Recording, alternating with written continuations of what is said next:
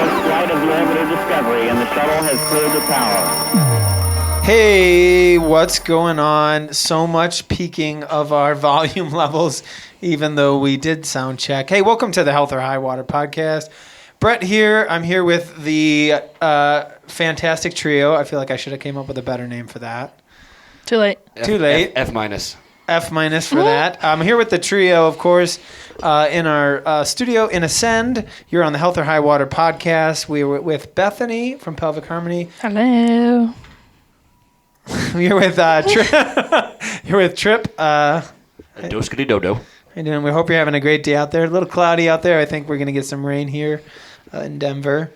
Hope you're. It's been a rainy kind of month here. Mm-hmm. It has been a little rainy and a little snowy. April showers. First of all, I want to just kind of go. Number one, thank you for joining us. I think we're on episode upper 80s or 90s. So thank you so much for, if you've been along the journey, for following along on all these great conversations that we've had the opportunity to have. And if you're joining us for the first time too, and just tuning in, kind of hearing what we're about, we want to thank you too for taking time out of your day to join us for this conversation.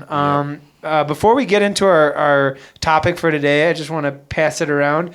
Bethany, how you been doing? Pelvic Harmony, you're pelvic floor coach, massage therapist, soft tissue expert.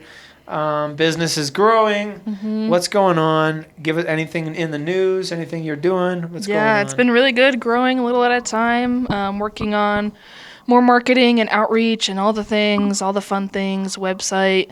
And I'm just really glad I'm not sick anymore. Feeling much better. That's awesome. Yeah. That's good to hear. This has been the first time all three of us have done a podcast together a minute. in quite a few weeks. Yeah. Yeah, we'd like to do more podcasts together just with vacations and business trips and trips in general and getting guests on, and life has been hectic.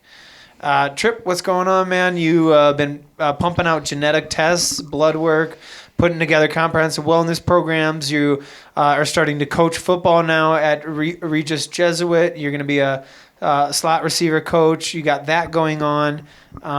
You're doing marketing. You're teaching in senior assisted living centers. You're running all the back end stuff here. You're doing programming. You're doing music as well. What's going on, man? You got a lot of stuff you've been up to. I just want to die. No, man, it's been a blessing. You and I were talking about this earlier. It's just like, it's crazy to look back on a year, and I don't know if you guys know this, but a year ago tomorrow, it was our first episode that ever got published. Wow. So today is our year anniversary of the podcast. So congratulations to us. guys. We'll insert some applause right there. Yeah. Just double that up 100 times for. Yeah. But no, that's been really awesome. And you're right. Yeah, I'm going to be the wide receiver and DB coach at Regis Jesuit. I'm really excited to start that part of my journey. I've missed football so bad since playing in that pro league. Like, I've missed every minute of it. And we've been doing a lot more coaching here with young athletes and some semi-pro players and whatnot. And just being back in that kind of realm of fitness is just so much fun because they do things a lot different. Mm-hmm. They're pushing themselves like to the absolute brink, and it's just so much fun to watch them grow. And as well as the genetic testing stuff. I mean, it's been. You guys out there listening, it's been a hit. Yeah, It's exciting too. For those of you who don't know, Trip was drafted by the RPFL. It was in Virginia originally, right? I was actually drafted in Detroit. Detroit. Yeah, Detroit, Michigan. Oh, okay, out of Detroit. So a semi-professional feeder football league. You were a slot receiver. And now you're finally getting a chance to use it, and I'm seeing you work with kids, and just the amazing results you have, man. It's exciting. Thank you. I'm super happy for you. I love it. Well, you as well with the baseball. A lot. So yeah, I want to give, before we get into our topic, I want to give a quick shout out personally to Legends Baseball and Softball Academy, which I'm an instructor over there. Dylan and Mike. Thank you. Dylan and Mike run that operation there. It's an incredible operation. You got to go there. If you got a young one in baseball, get them in baseball. Go to Legends. A lot of opportunities to train there, and I'm working on some programs there. So shout out to Dylan and Mike from Legends Baseball and Softball Academy. Check out the reviews. Brett's on there. Aw, that's fun. Yeah, it's very fun. So guys, today we're talking about discipline, right? What does discipline mean? How can we obtain it? What does consistency look like? All those good things. And I kind of want to start this off. Bethany and I, you and I were talking about home workouts and vacation workouts a few weeks ago. And it takes a certain level of discipline to even be able to do that during vacation, right? Yeah. Insane. So let's break down what's discipline to each one of us, right? What's the definition of discipline? I think we got to explain what it is first before we go into it. Oh, you want me to go? Anyone, it's just this episode. No, good intro. This episode is on discipline. Discipline, to me, simply put, is having the vision to have a goal, having a desire to achieve some sort of goal. You have an idea of what you want your life to look. So whether it be, hey, I want to be a business owner, I want to be in great shape, whatever it is, that vision, understanding there's going to be waves, understanding you're not always going to want to go to the gym. You're not always going to want to market. You're not always going to want to do sales. There are going to be times you're not going to feel up to it. Discipline to me is having the capacity to go, hey, I'm going to do it even when I don't feel like doing it, yet still understanding there's a balance aspect to it and still maintaining your personal health through that journey as you ascend towards that goal. What about you, Bethany? I think I'm going to quote one of the speakers at GrowthCon that I went to a few weeks ago. Mike Tyson was there. Mike Tyson? Yeah. And he said, discipline is doing what you hate doing like you love doing it. And I thought that was a really good way to put it. I like it. For me, discipline is about understanding the difference between the word want and need, right? Discipline to me is the ability to perceive loving yourself tomorrow to do things you do not want to do today, right? And for me, that's kind of deep because a lot of us are we're very anxious and we're looking towards the future too much, or we're depressed and we're looking towards the past too much, and we're not focused on building things that we need to today to be a better us tomorrow. Right, so I think that's a huge thing. I think people mistake motivation for discipline quite a bit, and it's not the same thing by any means. Discipline only happens after motivation is established into discipline. That's where discipline starts. But that's a short-lived fuse, right? It's funny that we're talking about discipline because discipline's an action. Exactly. It's funny that we're talking about discipline because people who don't have discipline, and sometimes none of us are on our pedestal, right? We're all humans, but a lot of people know what they need to do and talk about it ad nauseum. We'll be like, oh, they're experts at it though. Experts at it, but they won't do it. And so that's the interesting thing. I kind of want to branch this off too. Is like, so for me, discipline is a thought process too. Having a disciplined thought process.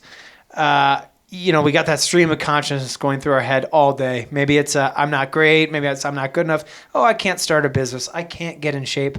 Maybe I have a bum shoulder, referring to you, Bethany, with some of the clients you see. Maybe I'm not going to recover. But having that disciplined thought process to say, hey, I'm injured.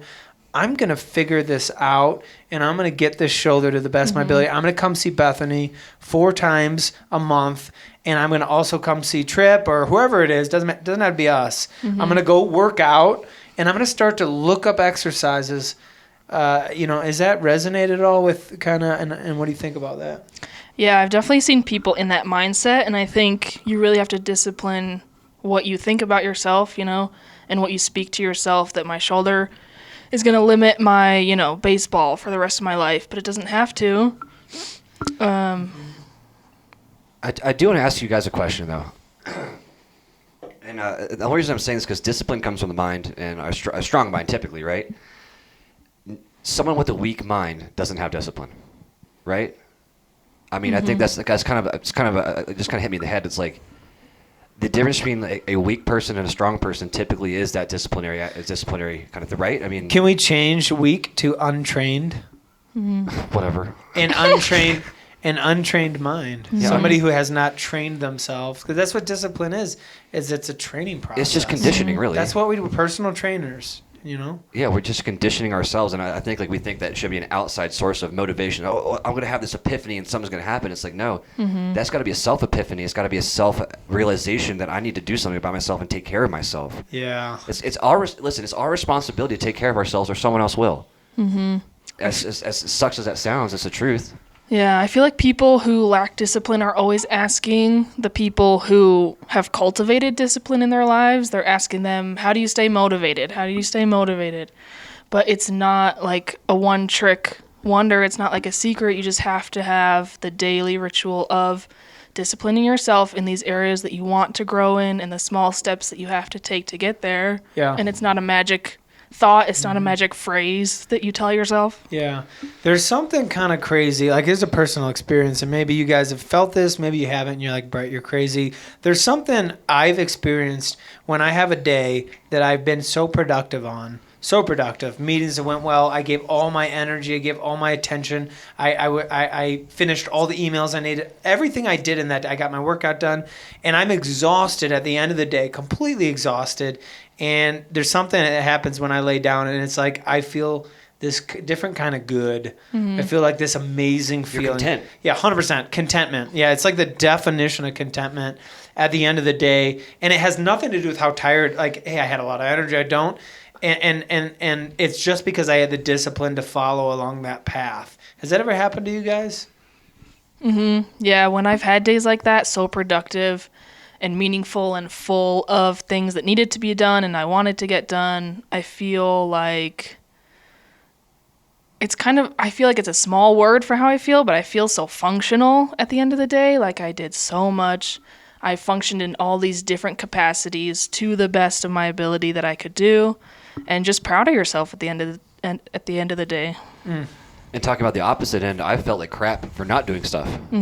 Right? You know, like I felt like, hey, listen, like I'm taking the day off or whatever. I really need it, but at the end of the day, I feel like garbage because I didn't do what I need to do. But you know, sometimes your body needs rest. It's a really weird mental, physical kind of thing. Is like sometimes you don't think you're doing enough, but you are doing more than the average person anyway.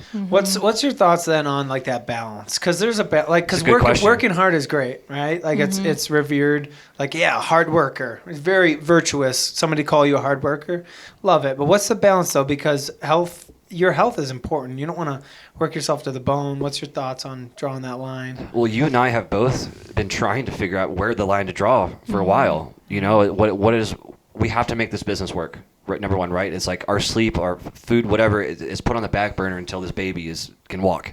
You know, for me, it depends on what your goals are too. You know, if your goal is just to live a happy, healthy life, you know, it's not as intense as starting a business up or starting a band up or starting something up like that you want to do that's going to potentially provide you and your family with, you know, finances, a home, those kind of things. For I mean, sure.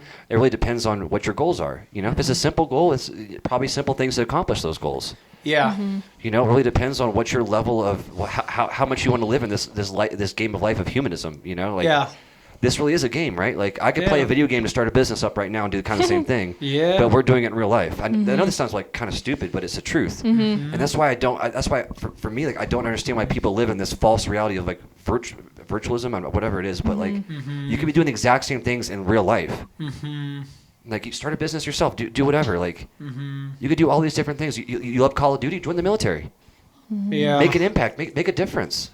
Yeah. You know, so for me, like living in reality and treating it almost kind of like a game, because it kind of is. Like, hey, listen, like you can go out and collect money right now if you start a business. Yeah. You go do your own thing. I mean, it's I don't know. Like, for me, discipline's crazy because people do take all these different exits out of life and don't do something productive when like their whole goal for that game is to be productive. Right? Yeah, no, for sure. Yeah. Was that a weird tangent? Was that? No, that made not at sense all. to me. Not at all. No, we talk about mental health a lot. And I think part of the reason why this episode was exciting for us to talk about is like, you know, you've mentioned in the last 2 days, depression is looking into the past and anxiety is looking into the future. Oh, I got all these bills to pay. I got all these. And this is right down our alley of health and wellness. We have that chasm or that bipolarity of the past. Nice word. Yeah, for sure. Of the past and the present. And I think, and you know, I'm not going to say I'm Buddhist, but I listen to a lot of Buddhist principles, and one of them is Zen and living in the present. And I think that's a huge power that you see, and it's almost like a magic trick, is like if you can find a way, it doesn't matter if you're a garbage collector, if you're an assistant director to whatever, if you can find a way to live in the present and to find the discipline, to find, you know, the tools and tricks and whatever it is to help you live in the present each day and find that gratitude chain, you know, that thought process. Go ahead. I've got a question for you on top of that is, where do those two intersect between being Zen and living throughout the, living for the day, and discipline? Because I think they directly correlate with each other completely, right? If you cannot appreciate or be grateful for your day, you're probably not going to have discipline, right? Do you see what I'm kind of getting at with that? Totally, 100%. What does that intersect there, like for you? Like, what does that mean to be Zen and present day, and how does that affect discipline? I mean, it starts. I'm gonna pass it. I'm gonna have Bethany answer that first. Like, I could tell you, I could preface it, and then pass it over to her for this. But it starts with other people and the servitude. Like, you have to be a vessel of service to people. Like, it ain't about you. Like, your day is not about you. Like, it is at the end of the day. And like it is during your workout, and it is during the times that you decide. But, when you're at work or when you're at church or you're at, wherever it is, like, it's about other people. So how can I be of service? And the only way I feel I can be of service is if I accrue my skills, through discipline. And then give those skills back. Yeah. Amen. And there will be times where, at least for me, like, you don't always feel like going and serving people all day, but that's where your discipline comes in, and you go and you do it, and you remember why you're doing it and your purpose and who you're serving and what got you into it.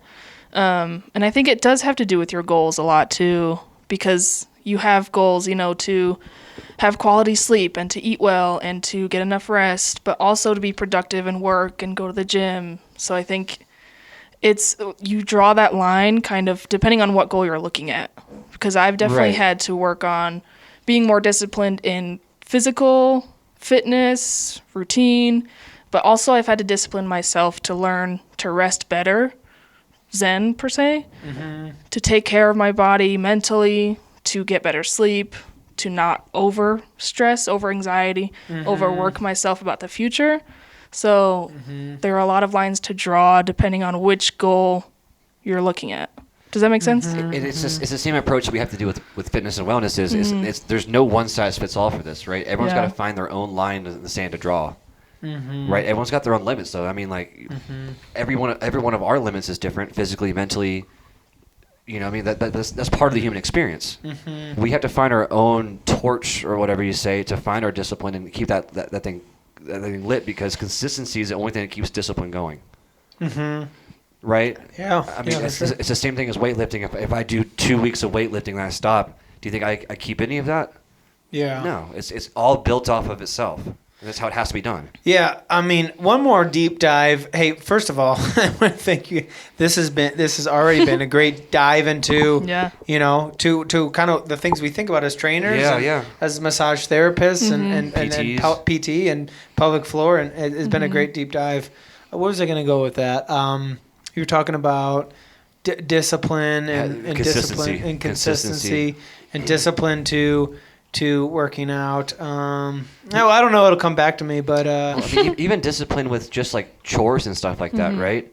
So, like, for example, like, let's take someone in the neighborhood who has a crappy backyard, or they have stuff in the yard. They don't keep it mowed. It looks terrible. Like, it's an eyesore for the community and lowers the home value of every single one around them. Right? And that's, to me, is what look like someone who is undisciplined around people who are disciplined.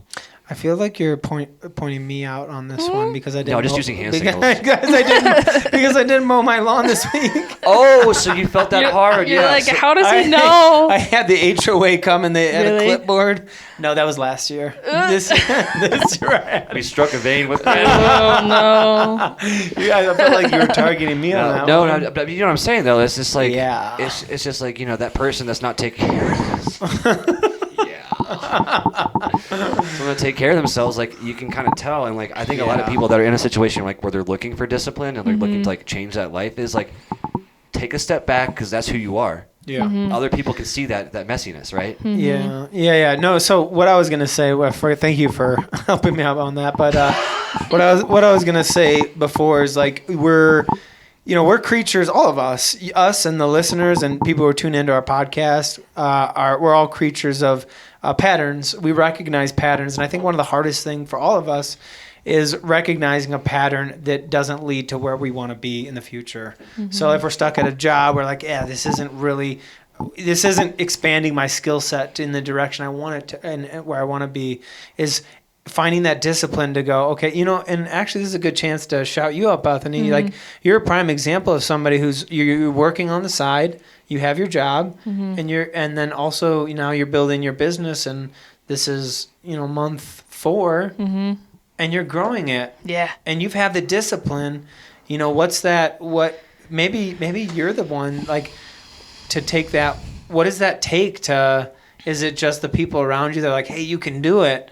Like, just encouragement around you? Was it you sitting around and going, I want this, I'm gonna do it? Like, because that's a lot of the listeners. A lot of people are like, how do I have the discipline? I have a goal, I want it. How do I get there? Well, I want to add something too. I'm proud of you about is 30%. I think she's already outlived 30% of most first-year business owners. Yeah. Already. So, congratulations to that too, Thanks. though. Hey, we have to all celebrate the small things. Yeah. I'm not kidding. What was that one quote at that dealership that we passed today? Cheeseburgers are great. That was the Margaritaville place. Jeez. What was the quote? It was like, if you cannot do great things, do great at all the small things. Do small things It's great. right. Yeah. If you can't Yeah. do great things, do small things great. Yeah. If you can't do, it was a great quote though, and I think that you're doing a great job at what you're doing right now, and I think it's got to be said. Thanks. Yeah, I think it is a big mix of remembering every day what I want and what I'm doing it for, with remembering what I don't want and what I don't want to end up with and what I don't want to do it for. So I want to do it for serving people and serving women in a really difficult part of their life, and eventually for more financial freedom and flexibility.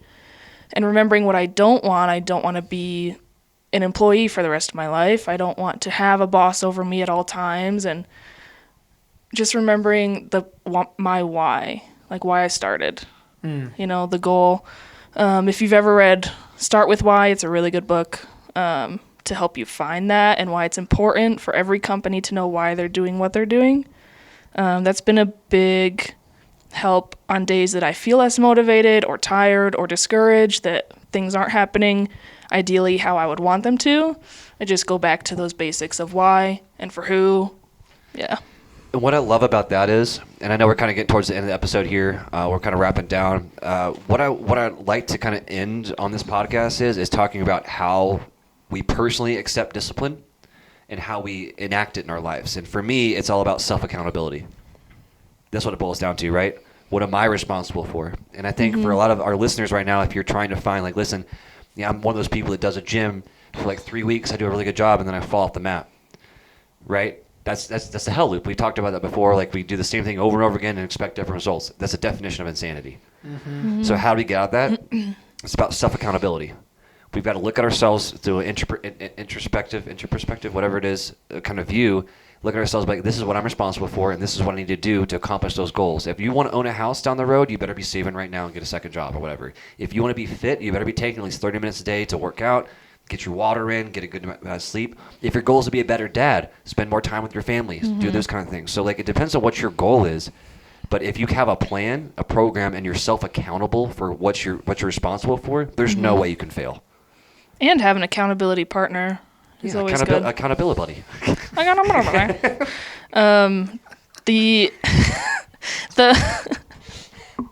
The Oxford definition of discipline is the practice of training people to obey rules or a code of behavior. So you're training yourself. So decide what your code of behavior is. I don't know if I agree with that definition, though. Who's Oxford? Oxford Guy Dictionary. Sucked. Google who's Oxford. Pretty sure he fought in the UFC before Dana White bought it. Yeah. He put on it. He made a dictionary. What was it again? Repeat it. Let me see. With some pizzazz. The practice of training people to obey rules or a code of behavior, using punishment to correct disobedience. No, That's not not the definition discipline. of- That's not discipline at all. There's a second one, That's too. a horrendous definition. A branch of knowledge, typically one studied in higher education. That's That terrible one's too. dumb. Oxford should be fired. That's What's the other one? Webster. Let me look up that one. Hopefully Webster's a little better. Yeah, this one says to train or develop by instruction and exercise, especially in self-control. Okay, There we go. That one's that's better. the right one. There we go. Yeah. All right, well, guys, we're getting into the end of this here. Any last words? No. Profound. Hey, thanks for joining us, guys. We appreciate it. We've had a blast doing these podcasts. We do have some more guests coming on that are set up. So Bethany, you got one coming on the 7th, right? Yes. May. Like Stay tuned. Little is it doula, right? Yes, a birth and postpartum doula. She'll be on here on the 7th.